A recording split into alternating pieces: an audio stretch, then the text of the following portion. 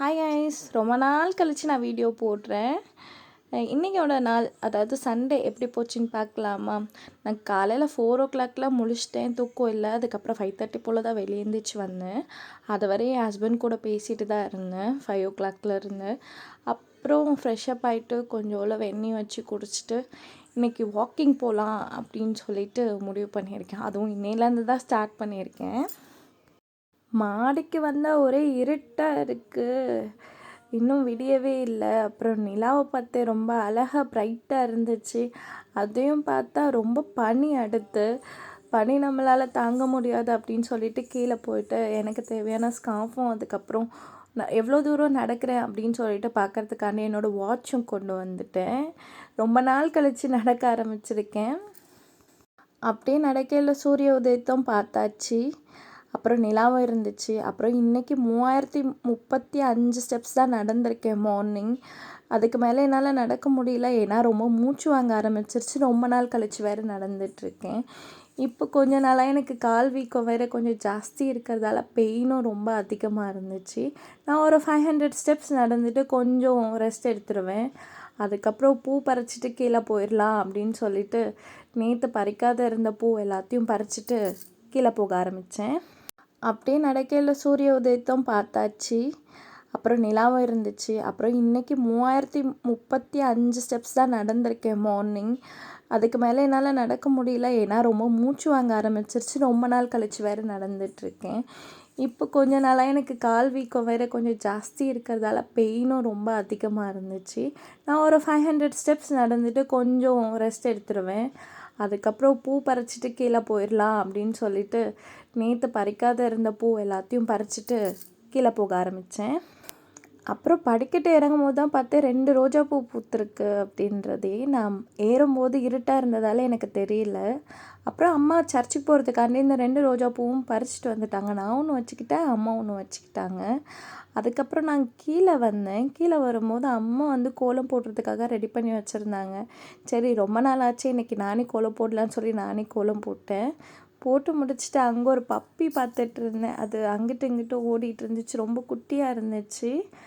அது பார்க்க ரொம்ப பாவமாகவும் இருந்துச்சு. நான் கூப்பிட்டு பார்த்தேன், அது வரல, ஓடி போயிடுச்சு. அதுக்குள்ளாடி நான் திரும்புறதுக்குள்ளார எங்கள் அம்மா கோலத்தை கொஞ்சம் மாற்றியும் போட்டு வச்சுருந்தாங்க, எக்ஸ்ட்ரா டெக்கரேஷன். அதுக்கப்புறம் காலையில் எனக்கு தேவையான நட்ஸ் எல்லாத்தையும் சாப்பிட்டுட்டு நானும் அம்மாவும் சர்ச்சுக்கு கிளம்பிட்டோம். இன்றைக்கி ப்ளூ ஸ்கூட்டியும் ப்ளூ மேட்சிங்காக கிளம்பியாச்சு. அப்புறம் சர்ச்சில் மாஸ் முடிஞ்சதும் நாங்கள் வந்து பழைய சர்ச்சில் பக்கத்தில் இருக்க கெபிக்கு எப்போவுமே போயிட்டு தான் போவோம். அந்த கெபியில் நம்ம என்ன வேண்டுனாலும் நடக்கும். அதனால் சரி, ரொம்ப நாள் ஆச்சு அம்மாவை பார்த்துட்டு, அதனால் இன்றைக்கி பார்த்துட்டு போகலாம் அப்படின்னு சொல்லிட்டு அவங்களையும் பார்த்துட்டு குட்டியாக ஒரு ப்ரேயர் போட்டுட்டு வீட்டுக்கு கிளம்பிட்டேன். வீட்டுக்கு வந்ததும் எனக்கு பசி, சப்பாத்தி இருந்துச்சு. அதனால் சில்லி சப்பாத்தி போடலாம் அப்படின்னு சொல்லிட்டு நானே ரெடி பண்ணேன்.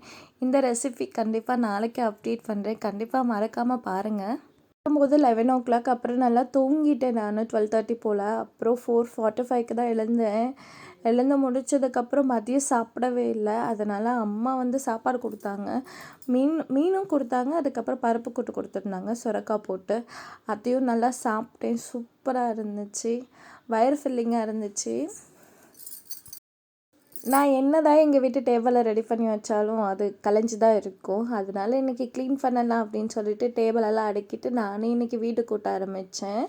வீடெல்லாம் கூட்டிகிட்டு வாசலெல்லாம் பெருக்கிட்டேன். இன்றைக்கி கூட்டி முடிச்சுட்டு நான் மாடிக்கு போகும்போது எங்கள் அம்மா வந்து மண்ணெல்லாம் எடுத்து வச்சுருந்தாங்க, ஏதோ செடி வைக்க போகிறாங்களாம்.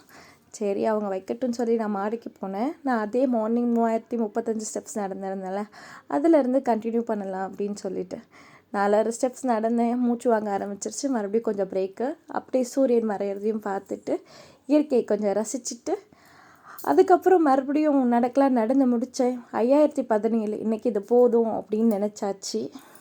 நான் மாடியில் இருக்க செடியில் உள்ள பூவெல்லாம் பறிச்சுட்டு கீழே கிளம்பிட்டேன். அவங்க மண்ணெல்லாம் ரெடி பண்ணி வச்சுட்டாங்க, நாளைக்கு கீரை விதை போட போகிறாங்களாம்.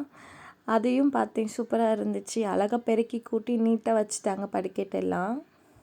ஆல்ரெடி கட்டலில் கொஞ்சம் துணியெல்லாம் எடுத்து போட்டிருந்தேன். சரி, மேட்ச் நடக்கிறதுக்குள்ளார மடிச்சிடலான்ட்டு. ஆனால் மேட்ச் நடக்கும்போது தான் நான் மடிச்சிட்ருந்தேன். அப்புறம் 8:30 போல் தான் அம்மா பால் கொடுத்தாங்க. அதையும் குடித்தாச்சு. இன்றைக்கி நைட்டுக்கு சேமியா செஞ்சு கொடுத்தாங்க. அப்படியே மேட்சும் பார்த்துட்ருந்தேன். ரொம்ப விறுவிறுப்பாக போயிட்டுருந்துச்சு. பார்த்து முடிச்சுக்கிட்டே இருக்கும்போது அம்மா கிவி பழம் ஒன்று இருக்குதுன்னு சொன்னாங்க. அதனால் ஆளுக்கு ஆஃப் எடுத்துக்கிட்டோம். அதையும் சாப்பிட்டுட்டே மேட்ச் பார்த்துட்ருந்தேன்.